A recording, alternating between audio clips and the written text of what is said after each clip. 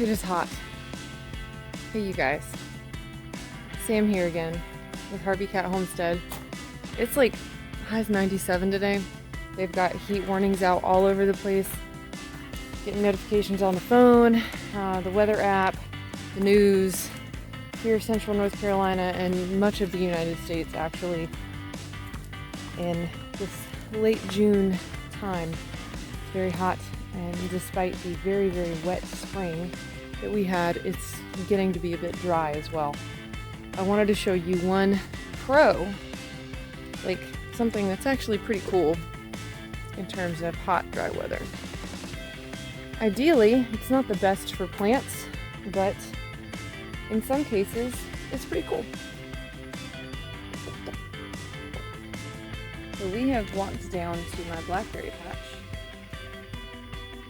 We've got quite a bit going on in terms of how nice their fruit's looking right now.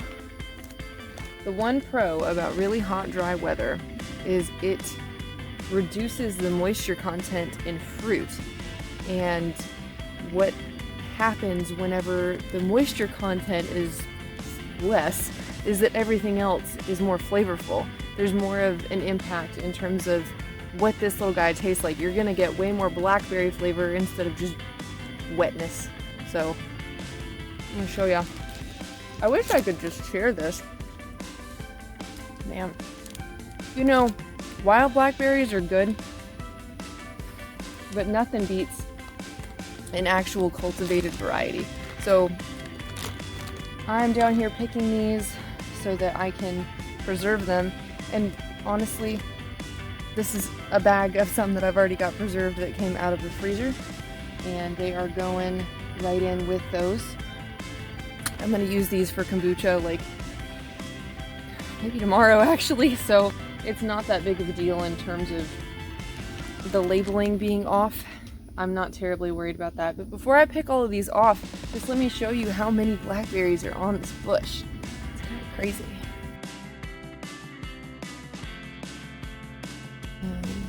Most of these, like there's still quite a few that are not ripe. I already picked off of that side before I thought about showing you.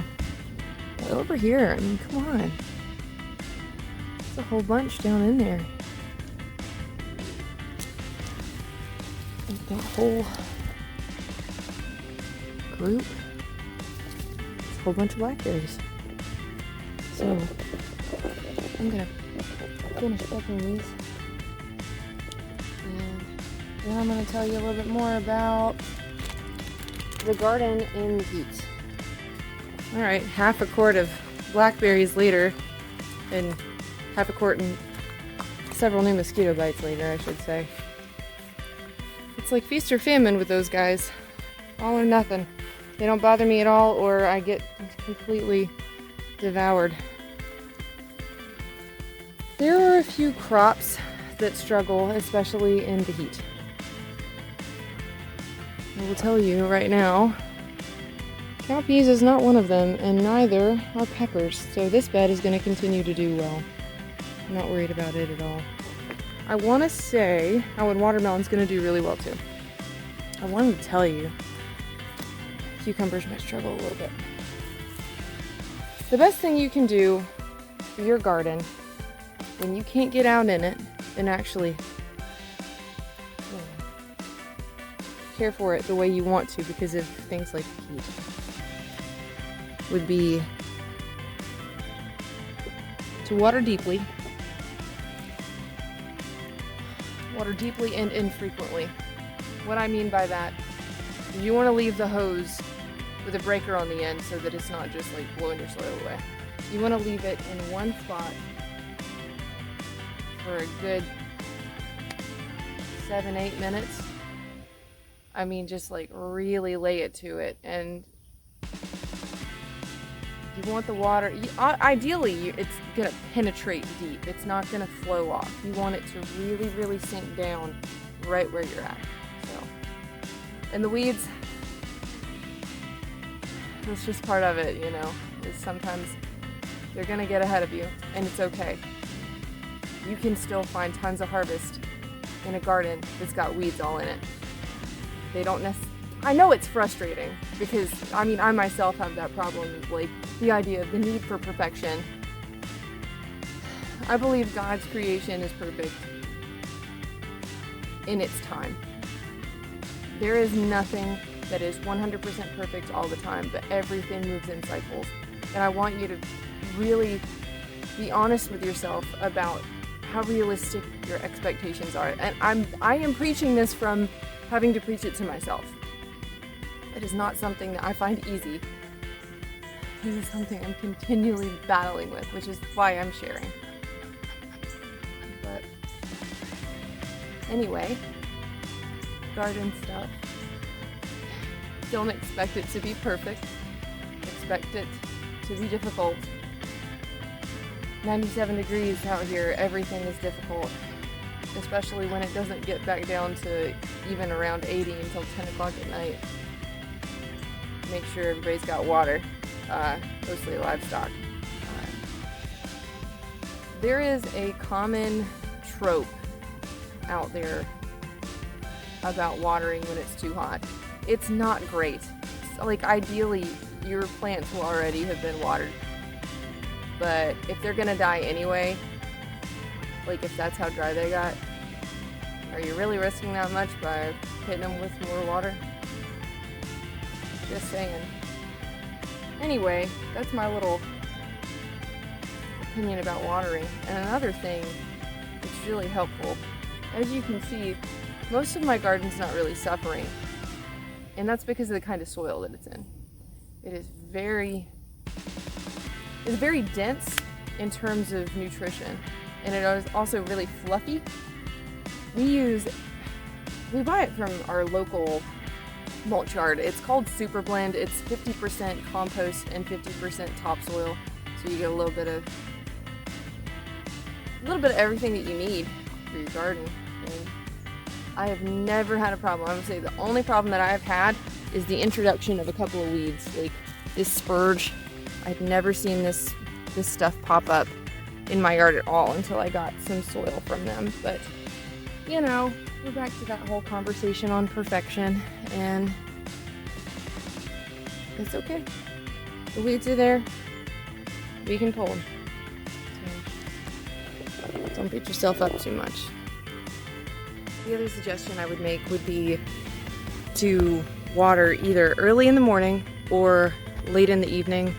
If you're doing overhead watering, the trouble with watering late in the evening is that you might encourage some fungal bacterial growth, which this time of year is pretty bad anyway, but you don't want to encourage that. So early morning is best, because what's going to happen is you're going to allow that moisture to soak in and not have to worry too much about it causing all kinds of gifty buggy stuff.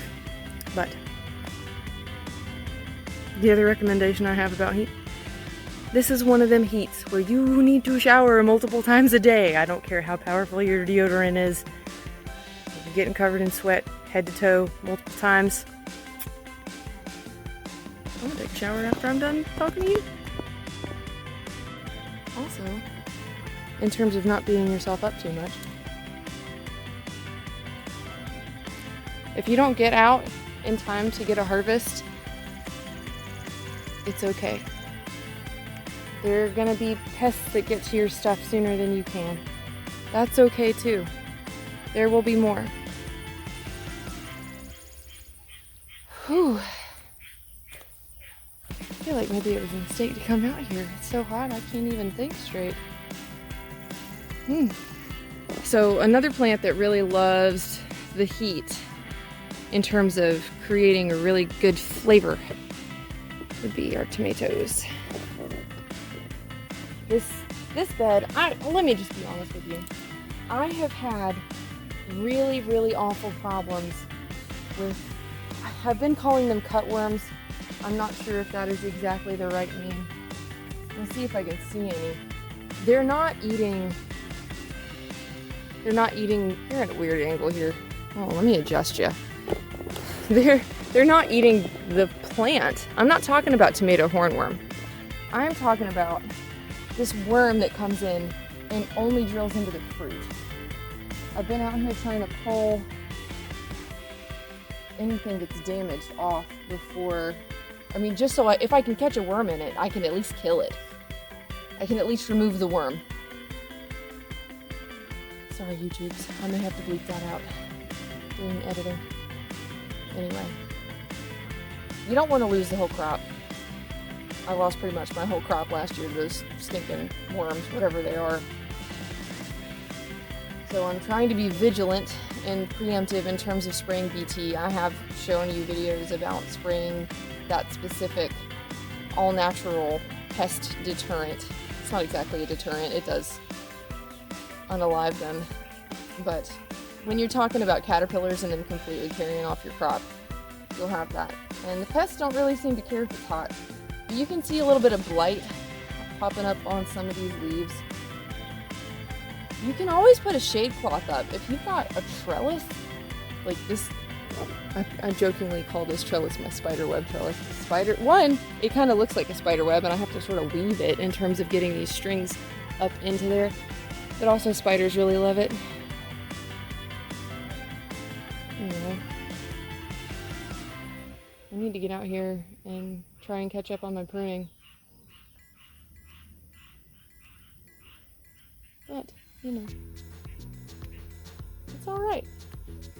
This is the way of things in the summer garden. Sometimes things are amazing, sometimes they're just plain hard.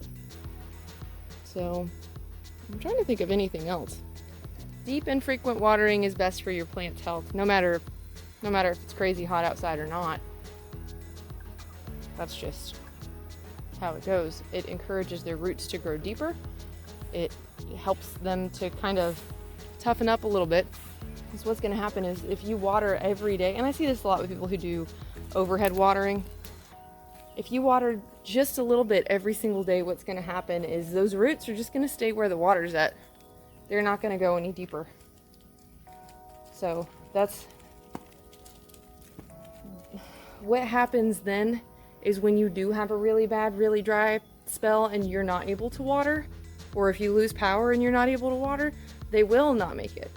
Those plants will not survive in that kind of situation because they just don't have, I mean, it's just like people, right? The things that we go through in life that are hard on us make us into stronger people that help us to learn discipline. Those things help us to learn to be strong. And when you water your plants deeply and infrequently, you're helping them learn to be strong in terms of how they actually gather moisture and nutrients from the soil. So that's all I got. Honestly, it's so hot my brain's not working anymore. There's probably some more really good tips in terms of staying healthy and well in weather. I will say, if you're not drinking enough actual water and you're only drinking something like Element or some other kind of electrolyte drink, you can get your stuff way, way, way off. I would suggest trying to find a balance, because what happens is you either get one way or the other and you just get totally out of whack. So the human body is a very delicate system, and this heat will throw it off like nobody's business. So hydrate, avoid the heat if you can, find the shade. Find shade under plants. They are always releasing moisture through their leaves. So they're always just, shade under a tree is just a few degrees cooler than shade under a structure, like a wooden structure or a metal structure. So that's all I got, you guys. Thank you so much for hanging out with me. I hope you enjoyed our little baby garden walk and our conversation about the heat. And I hope you have an absolutely beautiful day. And I hope and pray that you are comfortable and cool where you are, because we are not here. But that's okay. Thanks again. Goodbye, friends.